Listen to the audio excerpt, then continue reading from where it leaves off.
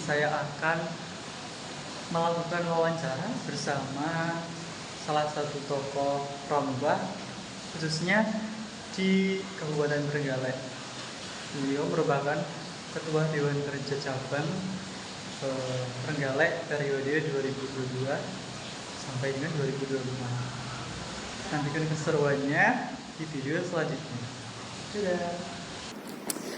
Baik rekan-rekan semuanya, saya sedang bersama Kak Faisal selaku Ketua Dewan Kerja Cabang Trenggalek masa bakti 2021 sampai dengan sekarang. Baik, yang pertama saya ingin Mas Faisal menceritakan pengalaman Mas Faisal sebagai Ketua Dewan Kerja Cabang Trenggalek. Oke, terima kasih atas nama Kak Afi ya. Oke, terima kasih teman-teman. Halo, saya Faisal Husna, Ketua Dewan Kerja Cabang Trenggalek masa bakti 2021 sampai dengan 2025 ini. Jadi kalau pengalaman pribadi saya itu memang sangat-sangat mungkin beragam juga sih. Mulai dari pertama saya kenal Dewan Kerja itu mulai dari SMA. Jadi saya di SMA, Mas Afi ya. Di SMA itu ikut ambalan. Kemudian saya tahu event-event yang ada di cabang itu yang membentuk siapa ataupun yang membuat siapa yang melaksanakan. Nah, ternyata Dewan Kerja Cabang. Nah, dari situ saya tertarik untuk saya ikut untuk mengembangkan apa khususnya kepemimpinan saya.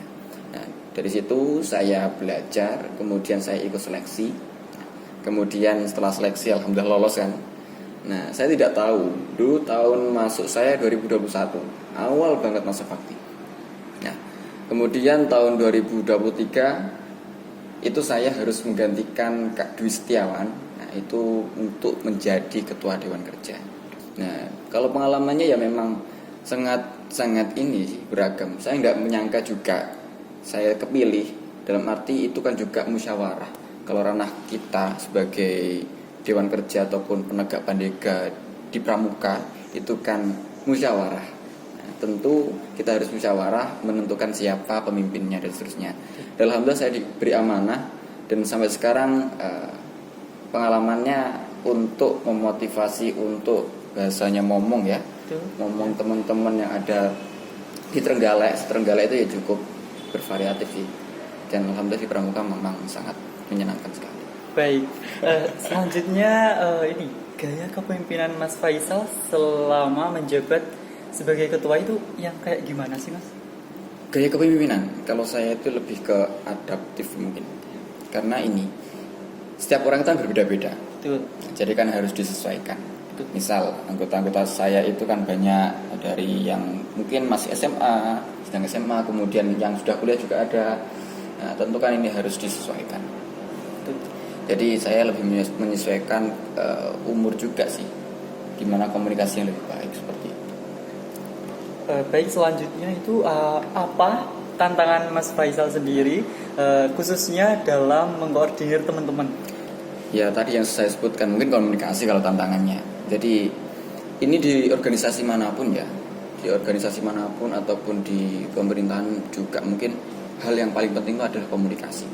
Dan itu mungkin tantangan yang sangat besar selama saya mungkin meneruskan masa bakti Dewan Kerja ini. Tantangan yang sangat besar.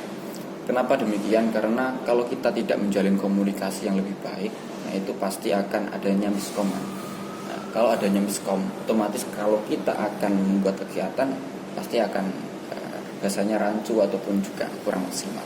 Seperti itu. Baik. Lalu solusi yang Mas Faisal terapkan dalam mengatasi masalah tersebut itu kayak gimana? Solusinya ya? Iya. Ya solusinya kembali ke gaya saya tadi, adaptif. Kita harus lebih komunikasi lagi kepada teman-teman semuanya.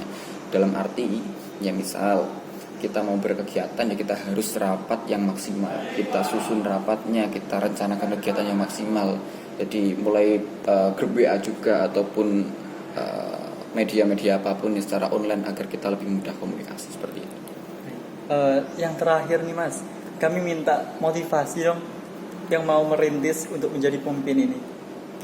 Nah, kalau motivasi tentu teman-teman semua pasti akan sudah banyak motivasi sih. Tapi kalau motivasi saya ya, ini bisa teman-teman buat atau teman-teman gunakan ataupun ya yang lainnya. Intinya ini teman-teman ya, kalau kita itu di organisasi yang pertama ya jangan takut masalah.